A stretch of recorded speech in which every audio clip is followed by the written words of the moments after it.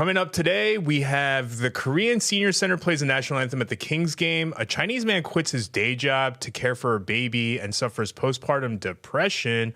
And India starts bombing Pakistan. All that coming up and more next. From Koreatown, Los Angeles, thank you for tuning in to Ktown Social Club for the issues you really care about. With David Yoon, Hajin Cho, Douglas Kim, and your host, Ed Choi. And with that, let's start the show. Welcome back. Today we're joined by a special guest. We have the captain of the Los Angeles Sheriff's Department, Erick Kim.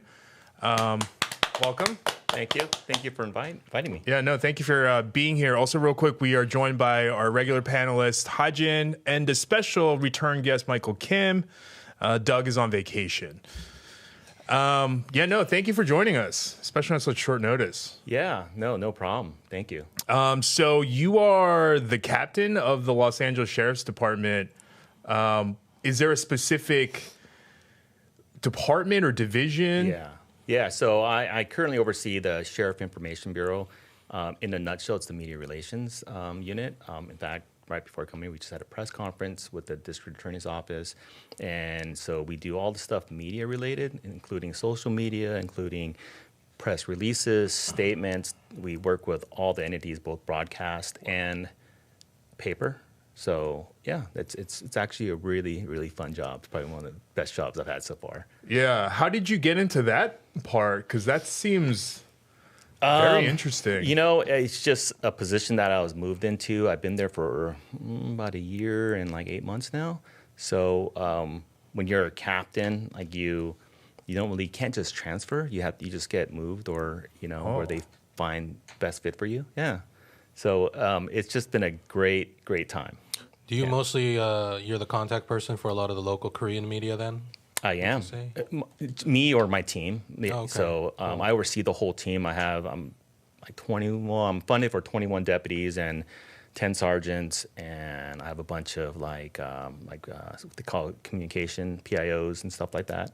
So yeah, so it's good. We cover the sheriff and we cover the department in the whole, because the department's so big. So yeah. Now, what's the difference between sheriffs and LAPD, like police? What's the difference? We're essentially the same. It's basically the same work. We're still under the California law. We're peace officers in the same faction. The only difference is our sheriff is an elected official.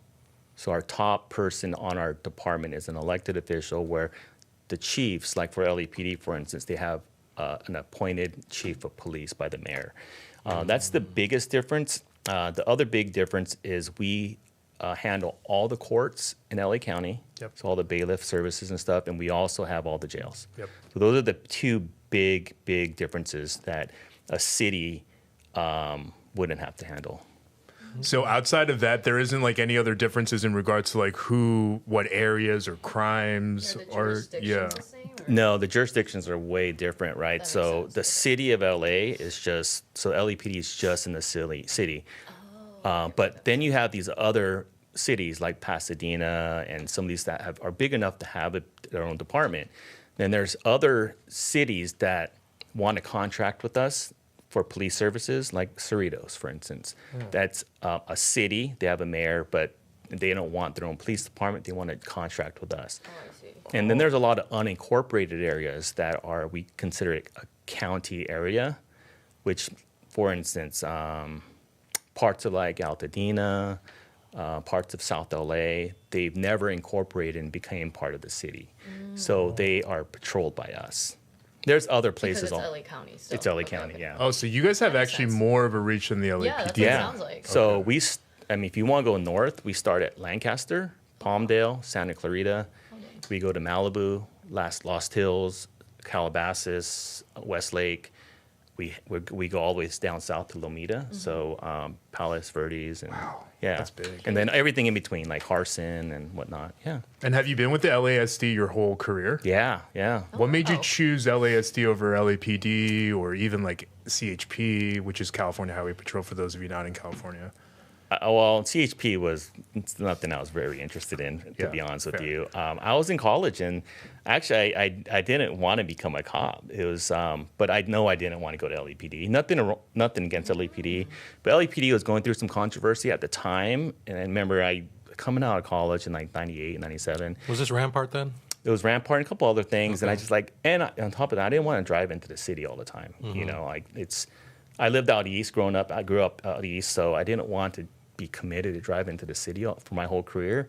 So I looked at the sheriff's department, and they're everywhere, right? I mean, we patrol on the far east side. It's San Dimas, Walnut, Diamond Bar, Rolling Heights.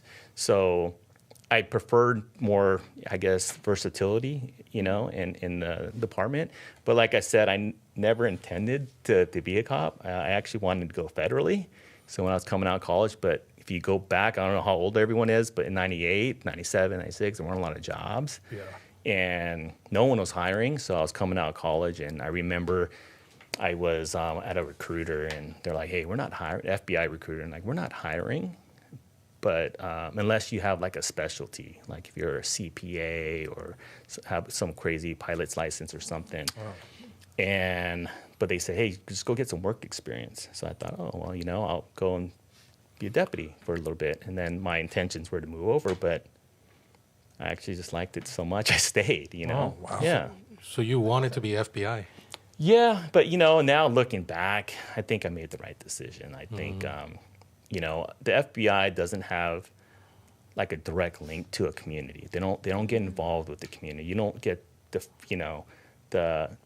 like with the police officer, you're in the community. You can totally impact the community, right, like much more than an FBI agent, right? You're just handling bigger cases, and you can be all over the world. It seems like it's a cool job, and I know several people that do it. But if you want to really help the community, impact the community, police officers like one of those jobs. I mean, there's so many lives that you impact every day that you have no idea that you do, you know. But I can tell you there were times where, you know, you deal with kids and you see the pattern. They start getting in trouble early on, and you start taking them to mom. And you counsel mom, hey, mom, if you don't be careful, he's going to be, you know, a full gangster, and he's going to get in a lot of trouble. And you kind of counsel them, and you kind of see a lot of progress. And you see kids that succeed, and it's very rewarding, and that's the biggest side that they don't tell about law enforcement. There's a lot of those good stories that aren't sexy, right? So it's not going to sell. No one's going to print it. But there's so many of them that we can, especially if you're in, like for me, if I'm in the Korean community and I'm working in the Korean community, there's so many things that I can do to help a Korean person with something, right? So now there's so many scenarios that I can tell you about, and they're little things. You can help elderly ladies, you can help people that don't speak English, people that are victims of crime, but it's so important, and it's to me it was very rewarding, and that's why I stayed. Would you say then that, you know, we see all the negative stories, obviously, like shootings and all that stuff. So would you say, like, for every one of those incidents, there's probably, like, at least a dozen other positive things that we don't hear about? I would say so. And that it's unfortunate, but there are bad things that happen. There's the mistakes that are made, and you know, those are the ones that always get sensationalized. But day in and day out, most people, we're there to help the community. And there's little things like buying shoes for homeless people, or, you know, walking kids to school, or just little things that no one will ever see unless you're embedded with us somewhere, you know. One of the cool things that we did, when I was a sergeant, we oversaw, it was called the YAL, Youth Activity League, and it was kind of in a lower income area. And all we did was hire a tutor. And the tutor just helped kids with their homework. So the kids were turning in their homework. And just by doing that, everyone's grade level went up. You know, and just little things like that we do all the time. And we had a deputy that oversaw the whole thing, and programs and the sports activities. And people don't talk about that stuff. And these are things that we do right now, today, you know. Wow. Cool. Yeah, I didn't know about that either. Starting in the Are there a lot of Asian police officers in the sheriff's department? Because I feel like the most of the ones I see are like in LAPD for some reason. Yeah, you know what? Now there is. There's a lot more now. I think because, like I said, we're spread out in custody and in courts. Oh, right. They're not visible as much, right? Where like with LAPD, they're all out on patrol. Oh, that so makes you're sense. Probably seeing more of them. I'll tell you that we are still lower than LAPD, most likely. Only In terms because of like hierarchy, or what do you mean? no, in terms of like overall, like Oh, numbers overall. for I see, I even just Koreans. Oh, yeah, yeah. And I can tell you, when I came on, I can probably count on my hands how many Koreans there were. Like there was no one to look up. I had one friend, he's retired now, who I looked up to, but there was no one to like, okay, that's the guy, I'm gonna look up to, because there weren't many of us, and I don't know. Oh, I do know why, because it was kind of a stigma, like to go into law enforcement. I mean, we probably all grew up the same way, right? Where our parents have these expectations. You're gonna be an attorney, you're gonna be an engineer, you're gonna be a doctor, right? Those are the three things that every parent wanted. Yeah. And most of my family, my extended family, they're engineers, they're doctors, they're attorneys. And then there's like one-offs like me, like both my brothers are in like the medical field. Wow. I'm just, the guy that kind of, I guess, rebelled against my parents a little bit. Right. And you rebelled, but you said you're originally from the East Coast? No, I'm from here. East side. Oh, East Side. East side of LA County. Oh, okay. Cool. Got it. Yeah, no. So you were born here? Born here, born in LA. Oh, wow. So you're one of the older, like a Gen X U.S.-born Korean. Yeah, That's pretty cool. It's there weren't many of us. Yeah. Right? I have some older cousins. They were also born here, but that whole story is just crazy because my dad came here in his 60s, right, by himself. My parents weren't even married. Oh, wow. Cool. And so, my dad told the story one day. He said that he had a really good job in Korea, and this was like after the war, and there weren't a lot of jobs. He had a good job, and then his thing came up to like immigrate, like come over here, right? And so he gave up everything. He said, Sorry, what was the thing? Like just an opportunity? Or yeah, like, I guess to immigrate here. So my aunt, was it like a lottery or something? I don't know if it was a lottery, but I think my aunt either became a citizen or got a green card. Okay. And so I guess she can bring family over. Like And- sponsor him or something. Yeah, and so when he got the phone call, he decided to drop everything Dang. Cool. and come over with $100 in his pocket. That's crazy. Oh, And he came to L.A. He came to L.A. and I think he started in like Gardena. I guess there was a Korean population on there at one point. I'm not sure, but that's what he had told me. And like $100 investment on kids he didn't know, right? Because we weren't born yet. Yeah. Right. And he met my mom out here. Here. Yeah. And she's Korean. Yeah. Who moved here also early. Yeah. She came over here early too. So this is probably like either late 60s, early 70s. Because my older brother was born in 73, so they married before. So yeah. Yeah, the third and biggest wave of Koreans to America happened in the 80s. So that's before the big wave. Wow. Yeah. That's impressive. Yeah, and I don't know what drove him to come out here because, he had a decent job and could have stayed and was educated and everything, but he dropped everything to come out here and, My mother was similar. She had a really great job in Korea, and then somehow she had an opportunity to come here in 1971, and she dropped everything and came here, and started from the bottom again. Yeah, But for her, it was worth it, I guess. Yeah. And that's what happened to my dad. He came here, so he wasn't able to speak the language. So you can only think of like jobs that you can get at the time. So none of his degrees or anything really applied. Yeah. And there weren't like Korean restaurants at the time, not like now. Right. And there was a Koreatown, and I want to say when I was born, I lived in Koreatown, just on the outskirts. That was like my first, memories. But we moved out pretty quickly. Yeah, I think we moved out because there was we were home. This is a crazy story too. We were home with my babysitter. I must have been 2, maybe 3. My older brother was probably 4 because he was in kindergarten. 5. He was in kindergarten, and someone knocked at the door, and my brother opened the door. He's classic, got a look and I asked. He just opened the door. Someone came in with a gun, and the whole full home invasion robbery. Oh my god. Yeah, this is a In the true 70s. It's a true story, and I remember bits and pieces.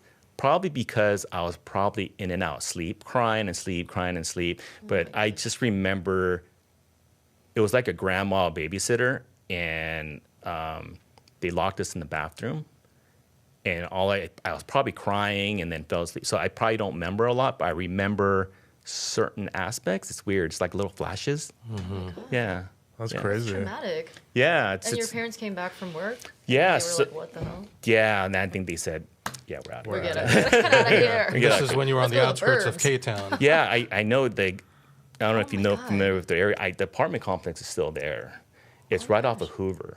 Hoover, okay. Hoover. It's kind of like Hoover and I'm close to Hoover. yeah, it's like that's like the outskirts of Koreatown, I think. Right, Yeah. right. Okay, Yeah. cool. Going towards downtown. So then you went that's from there to crazy. where? To the suburbs? Or? Yeah, we moved out to Roland Heights. Oh, Roland's nice. nice. Okay. Oh my gosh. Well- My college friends from Roland. Really? Taiwanese There were friend. no Koreans out there. There were no Oh, yeah, it's like Asians. mostly. Oh, even back then? Back then, there was There weren't Chinese no, immigrants? No. There were a handful of Koreans, maybe, like different families. Some Japanese.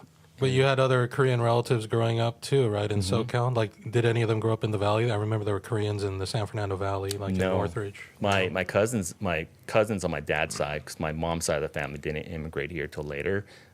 My cousins, they all grew up in Huntington Beach. Oh. Nice. So you started coming to K-Town, what? Okay, so I'm guessing you were born like 75 or so. I'm not going to... Bingo, yeah. Okay. Yeah. Okay, Nice. cool. Oh, so today's your year. This is your year. This is my What year. do you mean Alright. by that? Just, you know, a milestone. Oh, I see, I see. Yeah. So, Go, Eric.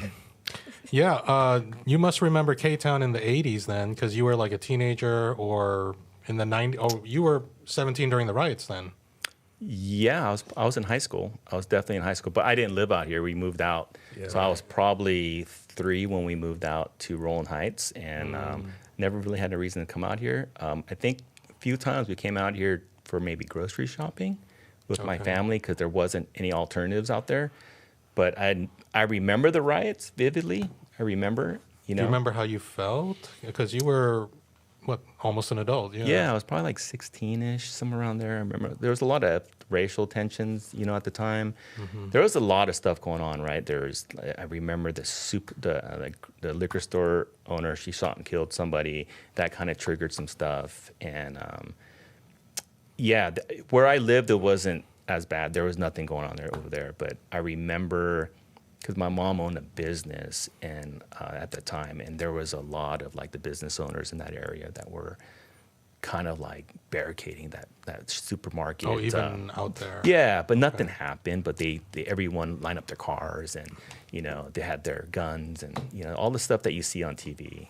But I thought it was interesting that you brought up that lady, Natasha Tusunja, Oh. who killed, Latasha Harlins. Yeah, But what I remember growing up was more about the Rodney King thing. But That over too. time, it's become more about Latasha Harlins. Like, Yeah. it became a Korean black thing rather than a law enforcement black thing, I guess. That's what I've noticed. I saw that. Yeah, that's the way I felt. Maybe because I was younger in high school, and I felt that was not. I won't say it was the catalyst, but that was part of the boiling point, I guess, of everything. So at least that's how I felt when I was at that age. Did events like that in the 90s, because there were so many crazy events like today, but do you think that ever like set the impetus for you to be motivated to go into law enforcement, or be like, I want to protect my community like this? Or do you think that had any Or was it X-Files? influence? It was not X-Files. No, That's what I was wondering. Not the FBI, yeah. But maybe aliens exist, right? Maybe. Oh, they def do. Yeah. Are you joking? You know what? It's odd because I got into this profession and I had, when you're young, you're very selfish about what you want to do. And once when I went out to patrol, I actually was fortunate because I grew up in Roland Heights and I was able to patrol in Roland Heights. Oh, wow. Oh, nice. So at the time, there was more of a bigger Korean community than a Chinese community or Taiwanese community back then. And I had an opportunity to kind of work with business owners, people that lived out there, and I thought I made a big impact on just simple things. Like I'll give you a couple of stories. A lot of times Koreans become victims of a crime, and they don't know who to call because they're like, if I call 911, well, they speak my language. Then what happens after that? Like, do I have to go to court? I don't want to go to court. What happens? I just want my stuff back. That's what they. And so part of my job out there as being the liaison was just informing and teaching them like the process of how government works in the United States. Right. And giving them resources. I had an older family who had an adult son that was probably in his 30s at the time. Mm-hmm. And he had some serious mental issues. Right. And the family was so scared of their kid, and they would like move without telling the kid. What? But the kid would find them, but Whoa. they didn't know what to do. So I happened to be there one day, and they're you're Korean, and they start confiding in me. Not saying that I can solve all their problems, but I can guide them to the resources. Oh, this is what you need. This is what the county offers. And you need to call this number. You need to get, a conservator. You need to get some more resources to help you with your son. And the problem persisted a couple of times because they moved within the area a couple of times. Oh my gosh. But the son was like, he was not all there, mostly because of drug use, but he was smart enough when we got there, he was good. Oh. So we were like, well, we can't 5150 him. Yeah. He doesn't He's fit coherent right now. Yeah, he's not a danger to himself. Right. He's not What a danger to restraining others. order. Can Yeah. you do that? Yeah. Yeah. He can. Okay. You're a trusted face to That's- these folks, That's the thing that we like people like our parents. have to inform the family about. Like, you can do this. Do you want to do this? And oftentimes they just want to kick him out of the house. Well, he lives here. You can't kick him out of the Yeah. house, Yeah. Right. right? So there's it is complicated, especially when you get to that point. For So if sure. you try to educate Koreans on how to do things, like you must know Esther Lim, who wrote the hate crime book, how to report hate crimes in all these different languages. I know. Is she the attorney from the ACLU? No, I don't think she's not an attorney. She used to be like she used to work with Gascon's. Oh, She used to be like in part of Gascon's office or something. But I think I know who you're talking about. Oh, I just Okay. looked her up. Yeah, she was look like a into her. liaison or something for Gascon's office. yeah, she wrote a hate crime, how to report hate crimes in like That's her. 20 different languages, I think. Something like that, yeah. Go Yeah. Esther. Okay, Yeah. I just figured you might know her. Well, that was real big in like 2020, 2021. Right.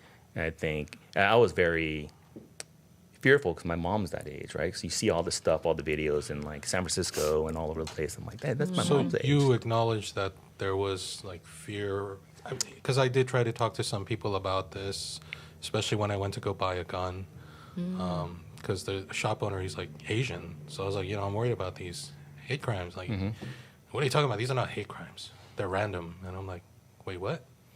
I didn't know. I was like, okay, I guess this is how some Asians feel.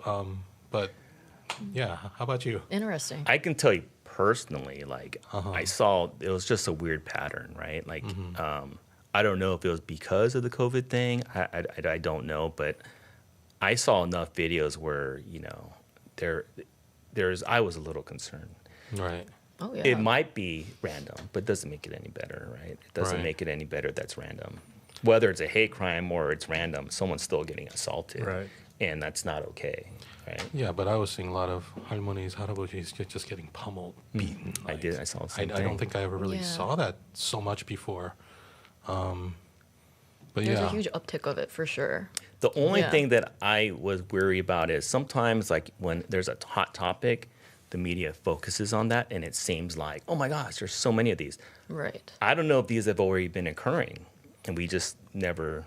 That's a good all right. point. So possibly like grandmothers have been pummeled for decades, but it just became. I mean, I'm sure there were some there, but they did state that the reports of cases did go up. Yeah. So Yeah. I don't think that was because of COVID. and I think a lot of them go that they were reporting it. not reported, right? A lot of people like don't even report stuff because they don't speak English or whatever, right? Yeah. So I wonder what the real. No, because I talk to even like my relatives, they all have some experience, even minor experiences.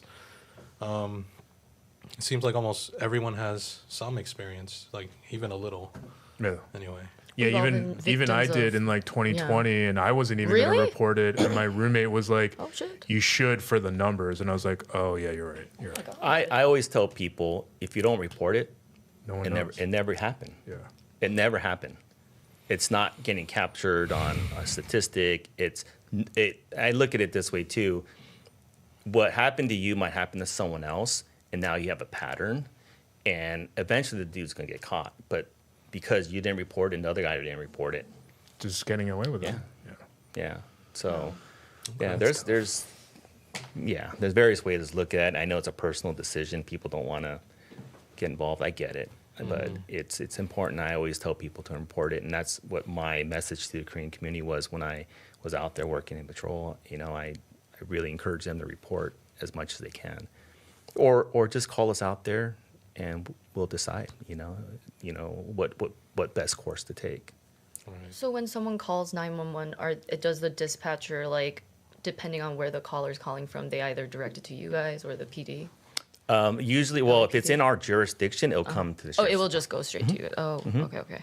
I Yeah. called 911 a couple times, not because I was in danger. Like once I almost lit my apartment on fire, and that was like years ago. But it took me like 4 calls, and I was like, "Hello." I was living in Highland Park at the time, and I was like, "What if I was getting like murdered?"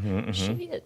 Yeah. So- Put you on hold, right? Yeah, I was like, "Hello." It was somewhat My recent, apartment. right? Like the last like 4-ish years. It was like 5-ish years ago. Okay, Yeah. Yeah, What the- those what's funny? lines are so busy. Damn. And they're so busy.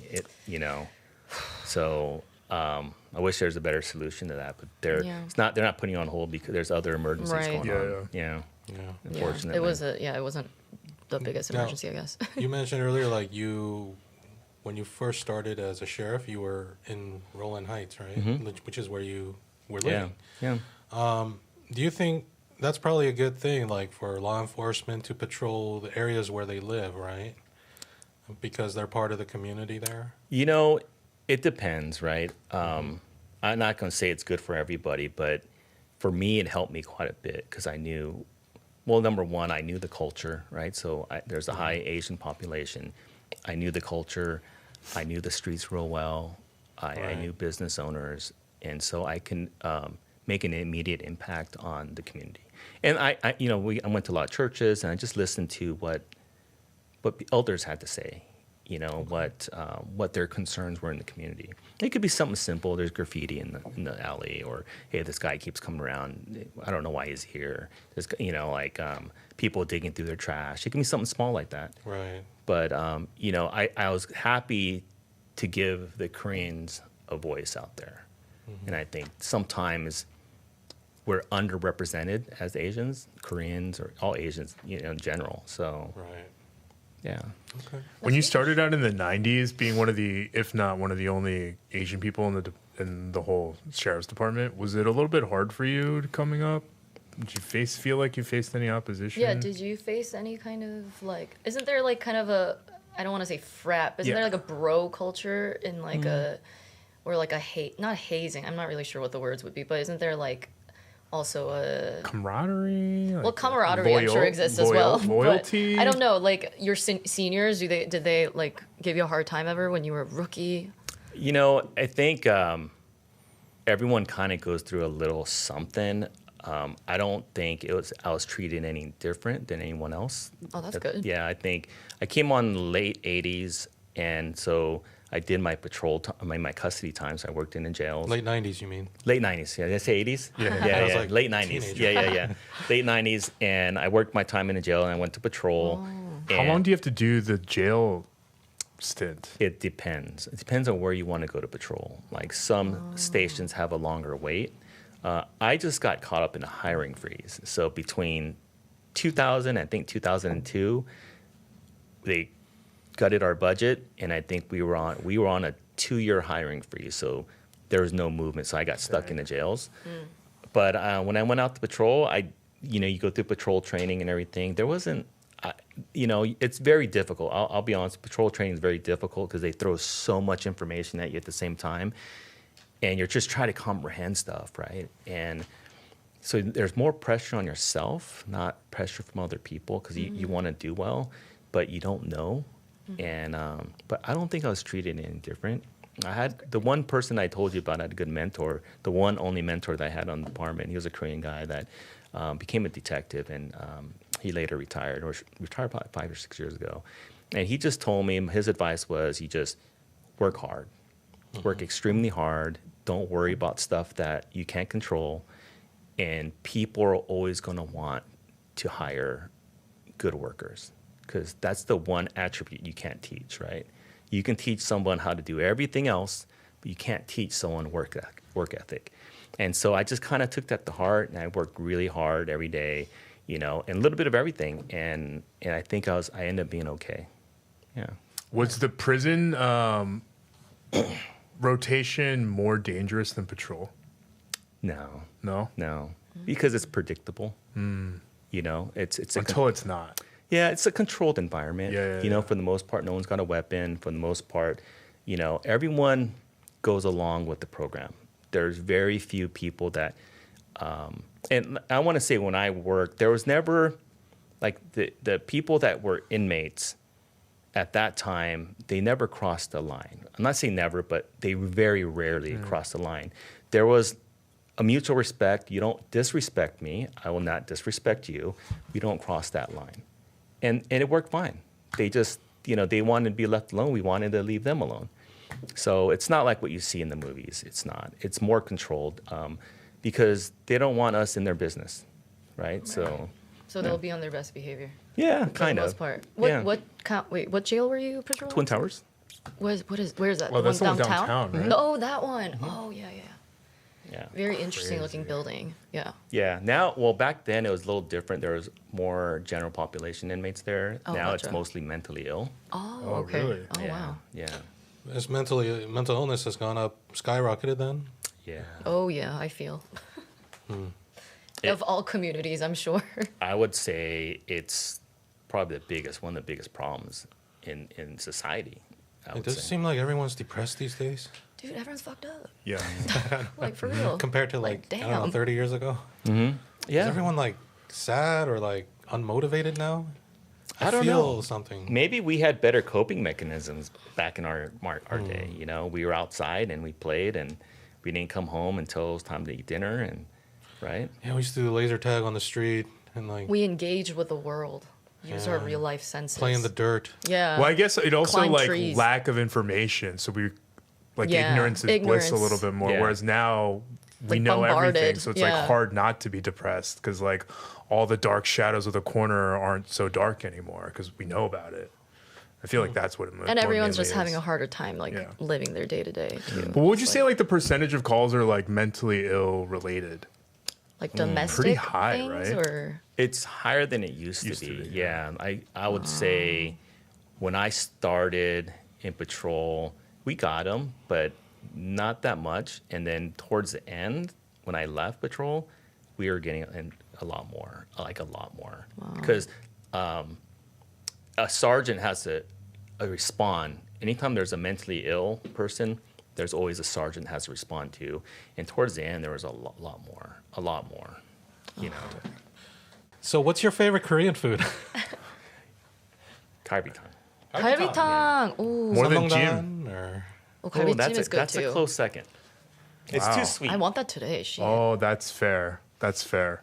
I've always been very interested when people say kalbitang over kalbijim because I'm like, I would kill for kalbijim. They're both fire. You know what I it need is? soup. I know I shouldn't But say I this like in front of a soup, police yeah. officer, but I would murder someone for a good kalbijim. I love soups. I mean, We're Korean. Right? Yeah, that's soups. need a and boiling- soul. Yeah, Cookbop. Cookbop forever. I Cookbop, could do yes. that. yeah. So it's my go-to if I can't find anything else on the menu. Kalbitang is usually You have a favorite place in Ktown for that? not in Ktown. Oh, No. where's the secret spot? Well, I don't know if there's a secret. There's some spots back where I live now. Okay, Oh, okay. okay. Like in Buena Park and Orange County. Oh, yeah, and stuff Buena like Park that. is Oh, great okay. for Oh, yeah, Yeah. that makes sense. yeah. But I found a place in Las Vegas when I was there. I'm like, I forgot what the Vegas. name Is it of called E's Traditional Korean Beef Soup?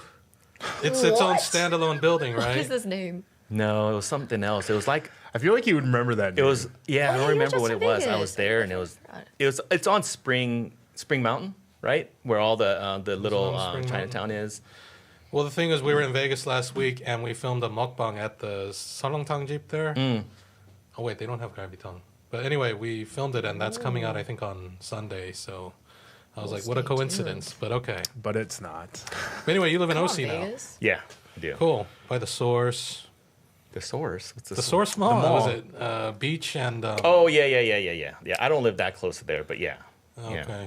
Cool. Yeah. Yeah, I've been going there lately, and it's amazing how Koreanized that I guess all of Beach has become, like Wow. up to like Beach and Malvern and like all those supermarkets and everything. It's Yes. pretty crazy. They all moved from Rolling Heights over to Orange that- County? Yeah. I remember there used to there's be a a lot lot of of Koreans Koreans down in there. Garden Grove. You know, they used to have a Korean festival there. Really? And then it just disappeared. Yeah. It's kind of like Koreatown. Like I don't think there's as many Koreans that live in Koreatown. No, they anymore. don't. There No. aren't. Yeah, actually. No. Back in the 90s, there's a lot. Yeah, yeah. I think it's like It's mostly going the way of Hispanic folks. Chinatown. Mm-hmm. Yeah, It's the same thing. It's just like a really But the sad. enclaves are like in the suburbs. People yeah. start moving. Yep. Yeah. Well, that's all the topics that we have for today. Eric, before we been an go, hour. how can we support what you're doing? Where can we find you? Well, you know what? The big thing for me, I really want to push more Korean Americans or Asian Americans to join the department or law enforcement in general. I think our communities are underrepresented, and I think it only helps the community when we have people from within the community become police officers, right? And so that's my biggest thing. I'm with LA County Sheriff's Department, Sheriff Information Bureau. If you need anything, if anyone needs any assistance with anything, yeah, I'm a phone call away. So, but that's my biggest push. I think, like what we talked about earlier, there's just not enough Asians or Koreans really doing this job. And there is that cultural stigma still, that, Yeah. not to do this job or whatnot. It's kind of loosening up with the newer generations, but, there is still some of that. Yeah. Thank you for that. And also, can I ask a personal thing? Like, are you married, children? Yeah. Married, 3 kids, 3 adult kids. Korean. Korean, yes. Adult kids. Adult kids, yeah. Oh, wow, you got married young, ish. It's young to today's standards, but at the time, Like not really. 25, something No, like it was that. 27. Oh, okay. Yeah, 26, 27. So one of them just entered college, maybe.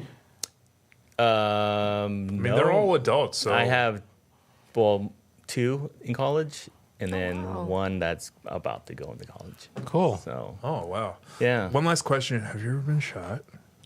No, Oh my no, God. no. Thank God. Yeah. Yeah. Have you?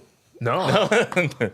No. Let's not get shot, y'all. Yeah. Yeah. I've got attacked by a spider. That's why my face is Ouchie. all mangled right now. But no shot. Yeah. No, not at all. Not at all. Maced, but not shot. And do you get a lot of vacation time? Like, you can go to Korea a lot, or like?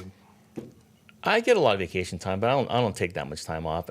Ironically, in 2022, I did go to Korea That's when I was there. with it was right like they're kind of coming out of COVID. They had to do all these testing, but I got invited to work with the consulate here to go work with the Korean National Police. Oh. And it was pretty Whoa. interesting because it was for police officers of Korean descent all around the world. Korean cops from all over the world. Yeah, so one thing I learned was there are Korean cops everywhere. Australia, New Zealand, Germany, Denmark, Norway, Brazil. UK. That's dope. And what I learned with the ones in Europe, mostly the ones in like Norway and Denmark, they were all adopted. France too. Oh, Right. that makes Oh, sense. the stolen babies. Like the Northern Europe. But what I didn't know until just having these conversations with them is that that's a big thing there. I thought, oh, you're like the only Korean adopt. No, there's quite a few. And I go, oh wow, I didn't know. And there's like whole communities of them, and I had no idea that there's Koreans all around the world like that. And they Yeah. would speak with an accent, English with the French accent, or English Yeah, with the like German Danish accent. Yeah. There's a bunch of documentaries about those communities of people Yeah, that were like so shipped off. The Korean Yeah. government just like within the last month came out and admitted that they basically illegally sold a lot of They admitted babies, that? specifically to Denmark. A lot of them went to, and Sweden. Literally, just like would tell the mom that the baby died in labor, and then just sell the babies to the white There's people. a way in for the Norway. government to make money. Yeah. Now, also, do you think that it was babies that are born to families and then they're sold without the family knowing? That happened, That happened actually. a lot. That happened a Not lot. all of them were like Yeah. that. I think some people were like, I can't afford a baby, They had him at so a they had some of that wedlock stuff. Yeah, and, yeah, like, yeah. stigma and stuff. A lot of like single parent stuff. But there were a bunch of stories where, like, for instance, one of the adopted kids from like Denmark or Sweden went to Korea to find their parents, and when they found the mom was like, "They told me you died in labor." Oh my god. Yeah. So they were like stealing of babies too, for sure. Yeah. Or, so like, there was a yeah. bunch of that. Yeah. Wow. It's a really I know, like it's crazy. dark side It's of our really history. sad. Yeah. Yeah. I actually had found a long lost cousin on 23andMe a couple years ago. She was adopted. Really? Yeah, and she's like trying to trace back her like origin story. She found her father though, which is insane. Which is like would be like my dad's like great uncle or something. But she's trying to look for her mom, and like it's a really like long, sad, arduous story. I'm like, That's intense. yeah, she's Yeah, Virginia and stuff. It's pretty common. I dive into like Korean history, and it's fascinating. We have an interesting history. One last real question. Do yeah. you guys at the police station have a database of people on social media that are like, No. okay. No. Okay, good. Not that I know of. Don't no. stalk us. No. We don't have the time to do that. No. Period. Yeah. Yeah. Not. You're yeah. saving You're real not just lives saying and that shit. because I'm on that list somewhere. No. And I wouldn't know if you were. But just if you kidding. were, I wouldn't tell you anyways. Yeah. See? I knew it. We all use it normally. No, I'm just kidding. But seriously, thank you for joining us. And other than that, we were joined by our panelists, Hajin Cho, Michael Kim is back. This is Eric Kim. Thank you again, Thank Captain you, Eric Eric. Kim. Thank you. I'm Ed Choi. Make sure you like, subscribe, ring the bell, leave comments for all the algorithm stuff. And thank you. We'll see you on the next one. Peace. Bye. Thank you. Thank you.